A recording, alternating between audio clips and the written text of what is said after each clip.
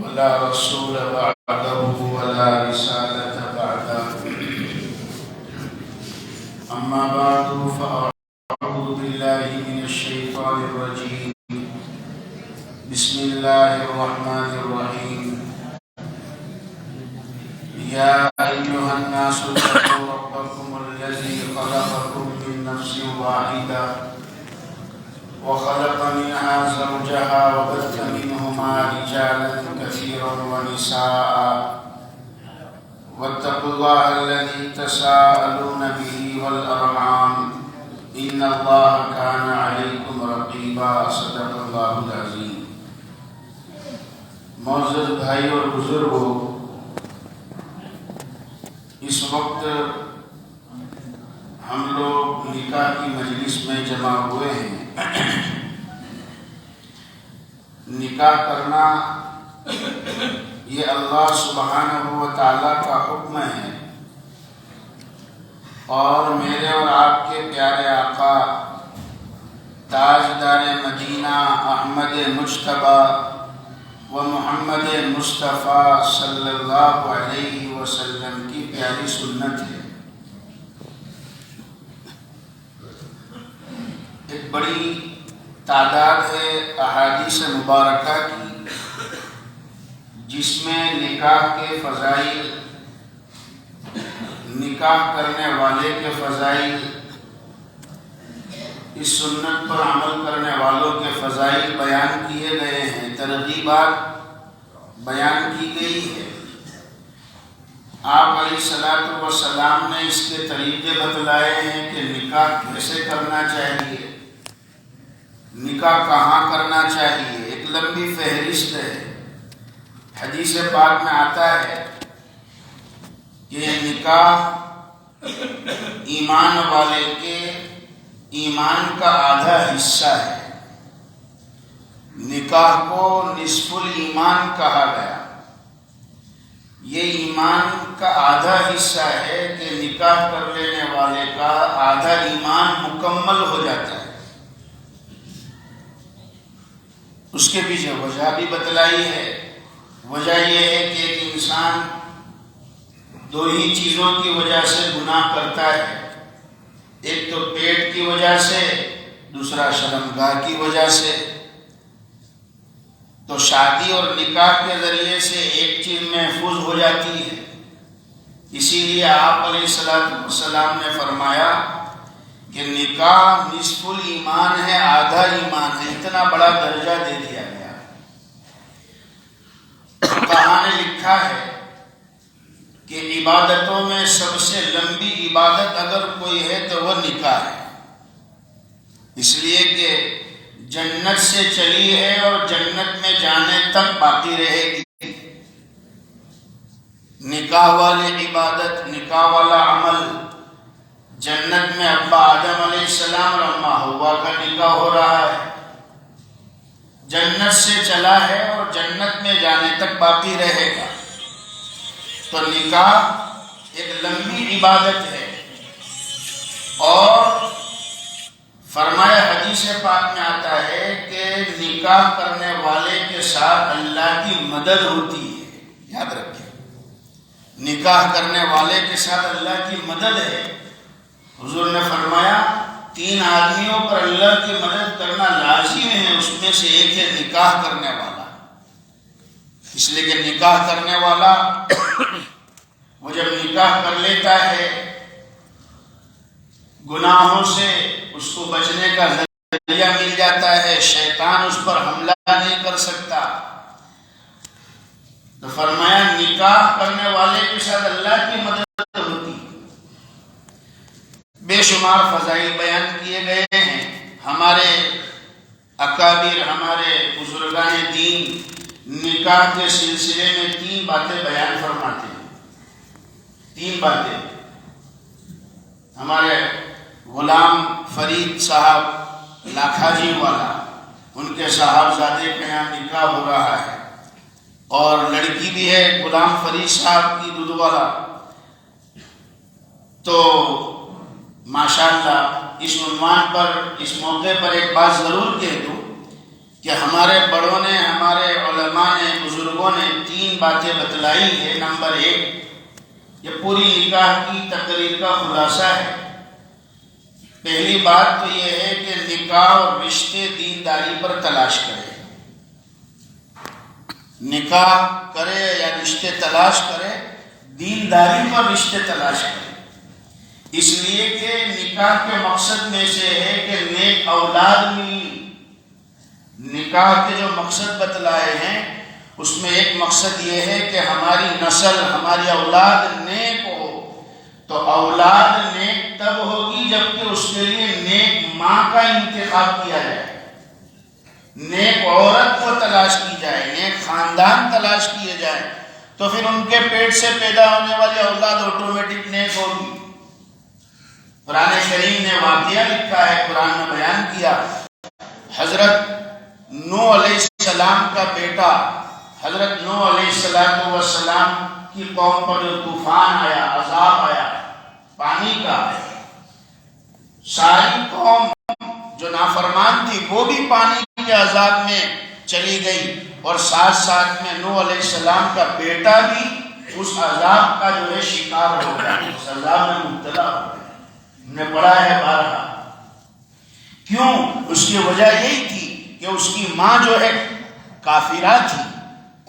2 نبیوں کی بیوی، حضرت نوح علیہ السلام اور حضرت لوط علیہ السلام کی بیوی، قرآن کریم نے کہا کہ وہ کافرہ تھی، اس لیے اللہ کے عذاب اور پکڑ کے اندر وہ آ گئی۔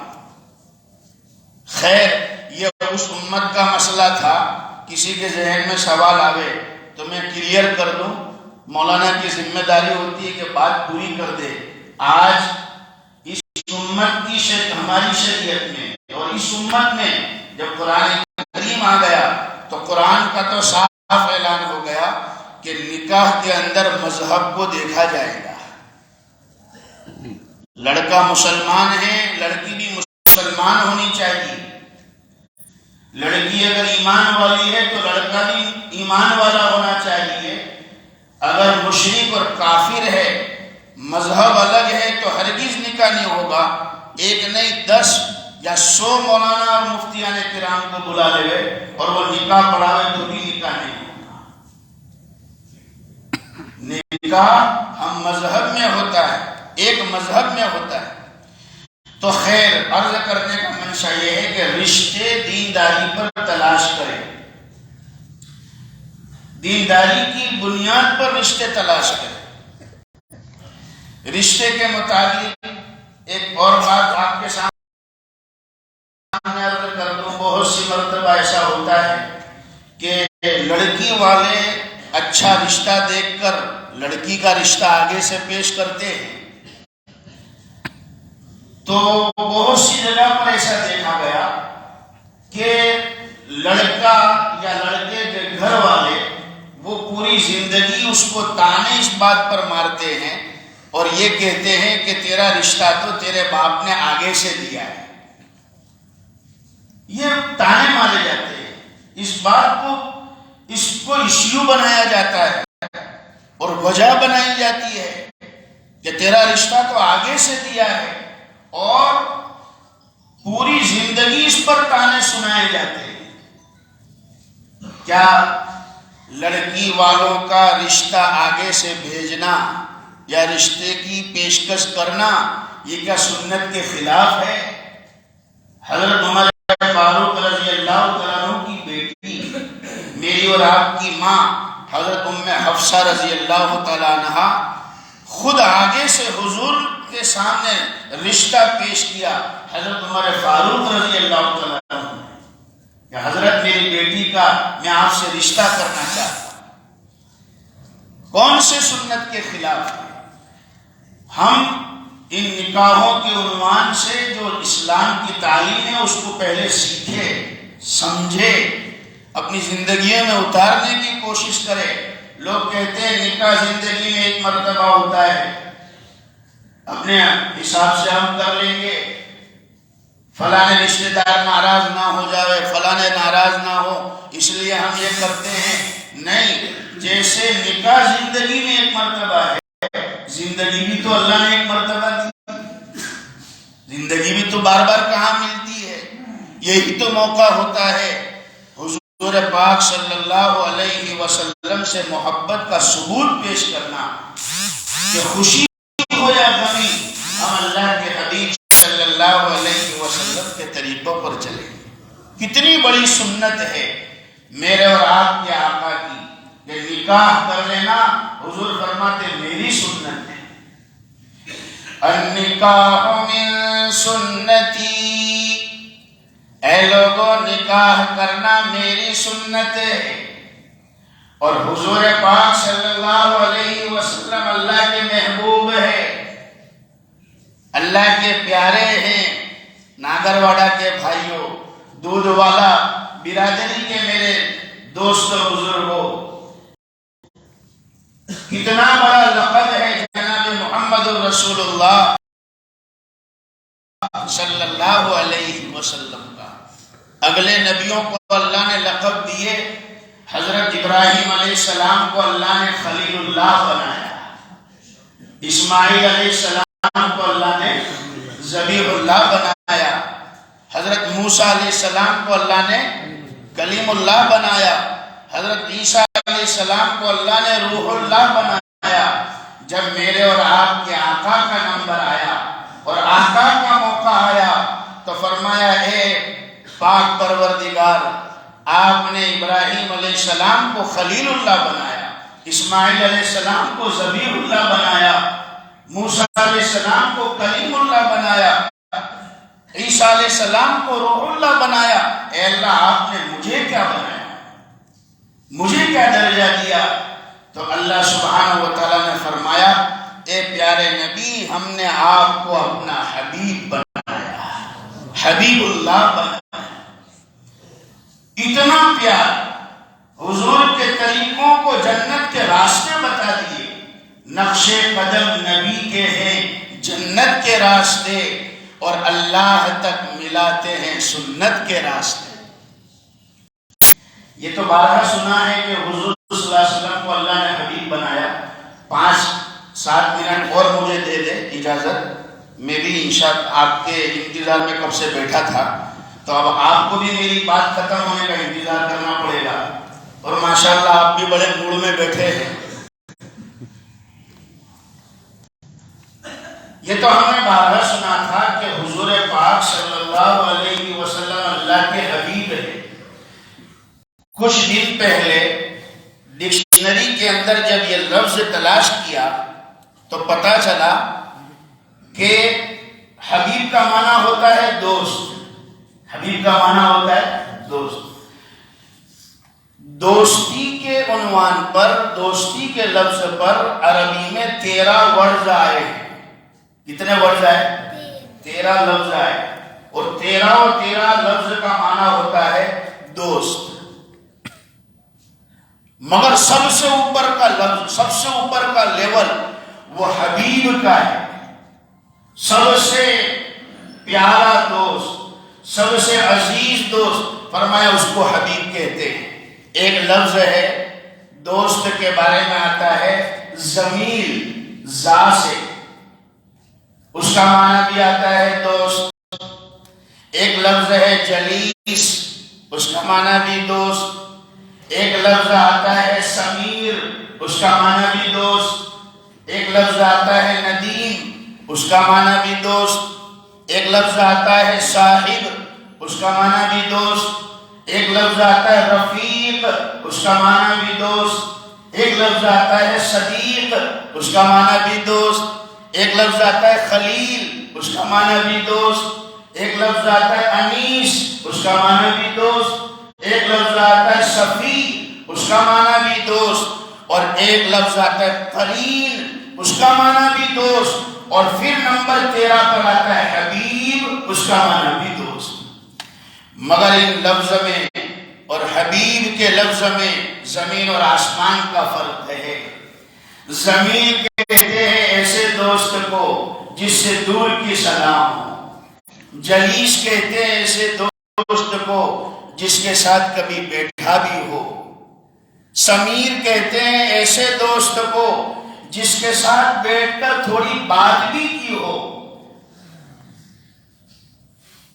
اور ندیم کہتے ہیں ایسے دوست کو جس کے ساتھ بیٹھ کر تھوڑا بات چیت کے ساتھ چائے پانی کا بھی ویوہار کیا ہو. یہاں تک کہ دوست سب نام کے ہیں، یہاں تک کہ جو لفظ ہے نام کے دوستوں کے لیے. اب یہاں سے جو ہے صاحب کہتے ہیں ایسے دوست کو جو ہماری خیر خواہی چاہنے والا ہو. رفیق کہتے ہیں ایسے دوست کو جس کے ساتھ ہم سفر کرنا پسند کرتے ہیں. صدیق کہتے ہیں ایسے دوست کو جو ہماری تکلیف کو برداشت نہ کر سکے. اور خلیل کہتے ہیں ایسے دوست کو کہ جس کے ساتھ بیٹھ کر دل میں سکون آ جائے. انیس کہتے ہیں ایسے دوست کو جس کے ساتھ بیٹھ کر انسیت ملے. اور صفی کہتے ہیں ایسے دوست کو کہ سارے دوستوں میں جس کو ہم سب سے آگے رکھتے ہو، ترجیح دیتے ہو. اور کریم کہتے ہیں ایسے دوست کو کہ جس کے بغیر ایک لمحہ گزر نہ سکتا ہو. اور فرمایا حبیب کہتے ہیں ایسے دوست کو جس میں یہ سارے معنی بھی ہو اور ایک معنی ایسا ہو جو کسی میں نہ ہو، اور وہ ہے کہ جس کے پیچھے بے حد محبت ہو، جس کے ساتھ بے انتہا تعلق ہو. اللہ نے اپنے پیارے نبی کو کیا کہا؟ حبیب کہا. اے میرے نبی آپ میرے حبیب ہیں، حبیب اللہ کا. یہ نکاح حضور پاک صلی اللہ علیہ وسلم کا طریقہ ہے، حضور کی سنت ہے. اسی لیے ہمیں نکاح بھی ایسا ہی کرنا پڑے گا جیسے ہمیں حکم دیا گیا ہے، جیسا حکم دیا گیا. میرے اور آپ کے آقا نے فرمایا اعلنوا هذا النکاح وجعلوه في المساجد. اے لوگوں نکاح کا اعلان کرو، بھاگ کر مت کرو، چھپ کر مت کرو، کورٹ میرج مت کرو. بہت سی مرتبہ فقہائے کرام مفتیان کرام کو پوچھ لیں، بہت سی مرتبہ کورٹ میرج کرنے والے ایسا نکاح کرتے ہیں کہ شریعت کی نظر میں ان کا نکاح قابل قبول ہی نہیں ہوتا. اس لیے کہ سارا معاملہ ہاتھ کا ہوتا ہے، دستخط کا ہوتا ہے. اور نکاح میں جب تک لفظ قبول نہیں بولتا نوجوان مرد دلہا، وہاں تک نکاح مکمل ہی نہیں ہوتا. اعلان کرو. ایڈورٹائز، کسی بھی عبادت میں ایڈورٹائز کا حکم نہیں ہے سوائے نکاح کے. اعلان کرو. مگر میرے خیال سے ہم نے ایڈورٹائز کا مطلب تھوڑا الٹا لے لیا ہے. جب تک پھٹاکڑے نہ پھوڑے جائے ایڈورٹائز نہیں ہوگی، جب تک بینڈ نہ بجایا جائے ایڈورٹائز نہیں ہوگی. میں نے کل بھی کہا تھا اسی جگہ پر، کل بھی کہا تھا مرکز میں جمعرات، کل بھی کہا کہ 26 جنوری کل گزری ہے. اور آپ کو یاد ہونا چاہیے کہ یہ 26 جنوری میں اس دیش میں جتنی قومیں رہتی ہے ان کے جو دستور اور ان کے جو پرسنل قانون ہیں اس کو آئین میں اور دستور ہند میں جگہ دی گئی ہے. ہمارے بزرگوں کی قربانیوں پر مسلم پرسنل لا ایکٹ ہندوستان کے دستور میں داخل کیے گئے. ہماری شادیاں قرآن اور حدیث کے تعلیم کے مطابق ہوگی، ہماری طلاق قرآن اور حدیث کی تعلیم کے مطابق ہوگی، ہمارے مال کی وراثت تقسیم قرآن اور حدیث کے احکام کے مطابق ہوگی، ہماری پراپرٹیاں وقف کی زمینیں اس کی ملکیت قرآن اور حدیث کے اصول کے مطابق ہوگی. یہ ہمیں ہندوستان کے قانون نے یہ حق دیا اور ہمارے بزرگوں نے قربانی دی. ہم اگر چاہتے ہیں عدالتیں اور حکومتیں فیصلے قرآن اور حدیث کے مطابق کریں تو عدالت مکلف نہیں ہے، حکومت مکلف نہیں ہے، مکلف ہم ہیں کہ ہم اپنی خوشی اور غمی کو قرآن اور حدیث کے اصول کے مطابق کریں۔ ہماری شادیاں ایسی ہو جیسے آقا نے بتلائی، صحابہ نے بتلائی۔ حضور نے فرمایا سب سے بہتر نکاح وہ ہے جس میں تکلف کم کیا گیا ہو، تکلف کم کیا گیا ہو، سادگی ہو۔ مسلم پرسنل لا بورڈ کے اکابر، جمعیت علماء ہند کے اکابر، دعوت و تبلیغ کے اکابر ہمارے آج یہی کہہ رہے ہیں کہ ہمیں اپنا مال جہاں لگانا چاہیے وہاں لگائے، رسم و رواج میں نہ لگائے۔ ایک آخری بات کہہ دوں، میرا وقت ختم ہو گیا۔ جس ملک میں ہم رہتے ہیں یہاں کی جو اکثریت ہے، میجورٹی جو مذہب کی ہے، ان میں یہ قانون تھا اب تک، اور اب الحمدللہ تعلیمات اسلامی کو دیکھ کر انہوں نے بھی کان تو پکڑے ہیں، مگر جو ہے تھوڑا سا ہاتھ لمبا کر کے پکڑے ہیں، کان تو پکڑے ہیں۔ اب تک یہ قانون تھا کہ بیٹی کو باپ کے مال میں سے شادی ہو جانے تک حصہ مل سکتا ہے، جب شادی ہو گئی وہ پرائے گھر کی ملکت بن گئی، اب باپ کے مال میں سے اس کو حصہ اس کا ختم ہو گیا، اور اس کا جو بھی حق تھا شادی میں ہم نے دھوم خرچہ کر دیا اور شادی میں ہم نے لگا دیا، اب شادی کے بعد تیرا اس مال میں سے کوئی بھی حصہ نہیں ہے۔ یہ کس کا قانون ہے؟ غیر مسلموں کا۔ لیکن ہمارا مسلم پرسنل لا کیا کہتا ہے، قرآن کیا کہتا ہے کہ اولاد چاہے کنواری ہو یا شادی شدہ ہو، ماں باپ کے مال میں قرآن نے حصہ رکھا ہے۔ وہ لوگ ان کا یہ اصول ہے، اس لیے وہ اپنی بیٹیوں کی شادی میں دھوم خرچے کرتے ہیں، دھوم خرچے، فضول خرچی، زمانے کو دکھانے کے لیے نہ جانے کیا کیا چیزیں۔ ہاں،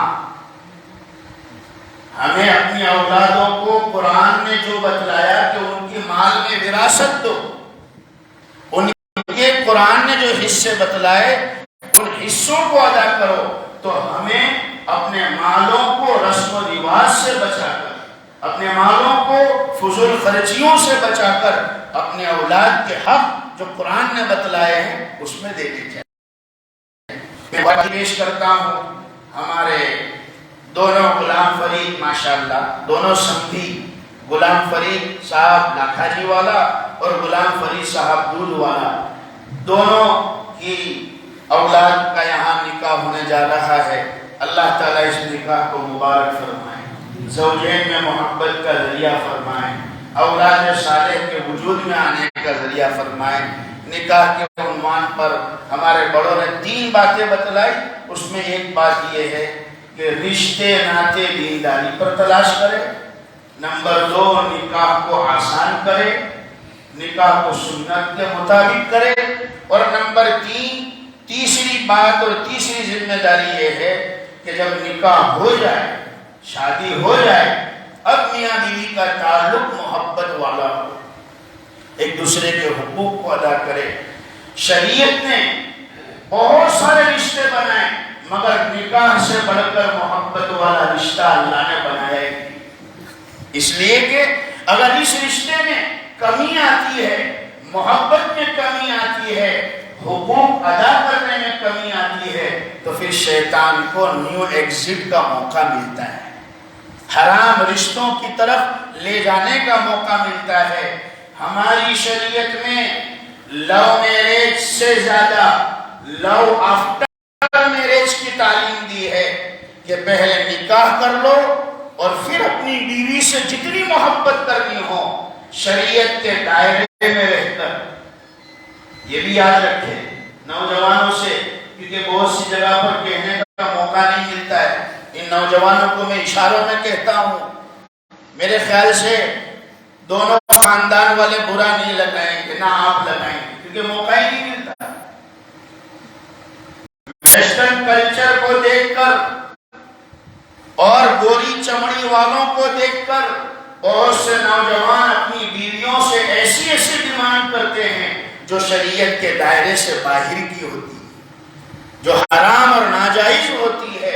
ان چیزوں کو، ان بارڈروں کو، حدود کو برقرار رکھنا پڑے گا۔ آج کی بات ایک ایسا کیس ہمارے سامنے آیا، لڑکی کہتی ہے لڑکے کا ڈیمانڈ یہ ہے، لڑکے کا مطالبہ یہ ہے، مولانا آپ بتاؤ یہ میرے لیے جائز ہے یا ناجائز ہے؟ میں نے کہا بالکل حرام کاری، ناجائز ہے۔ ان حرام کاریوں کی وجہ سے رشتے ٹوٹنے اور جو ہے ختم ہونے کی حالت پر ہے۔ جہاں ہمارے گھروں میں یا ہمارے رشتوں میں حرام کاریاں آئے گی تو وہاں پر اللہ کی طرف سے نحوست آئے گی، بے برکتی آئے گی۔ اس لیے میں اپنے نوجوانوں سے کہنا چاہتا ہوں کہ یہ حلال رشتوں کو بھی شریعت نے بارڈر بنائی ہے، اس کی بھی حدیں بنائی ہیں، ان حدوں کو کراس نہ کرے، ان حدوں کا لحاظ اور پاس رکھا کرے۔ اللہ تعالیٰ اس رشتے نکاح کو مبارک فرمائے، مضبوط فرمائے، زوجے میں محبت کا ذریعہ فرمائے، آمین۔ میں آخر میں مبارکبادی پیش کرتا ہوں دونوں خاندان کو، اپنی طرف سے، والد محترم کی طرف سے، مبارک ہو تمہیں شادی، مبارک خانہ آبادی، مبارک ہو تمہیں شادی، مبارک خانہ آبادی۔ بہت خوش ہوں کہ میں تم کو مبارکباد دیتا ہوں۔ ادھر دلہا ہے بارونق، ادھر دلہن ہے بازینت، ادھر شادی ادھر شادی، مبارکباد دیتا ہوں۔ انہی سے نسل ہو جاری جمال مصطفیٰ جیسی، انہی سے نسل ہو جاری جمال مصطفیٰ جیسی، جو ہو سیرت میں ولیوں کی مبارکباد دیتا ہوں۔ اور ایک پیغام اور میسیج ہے، مسلمانوں کی شادی میں منع ہے ناچ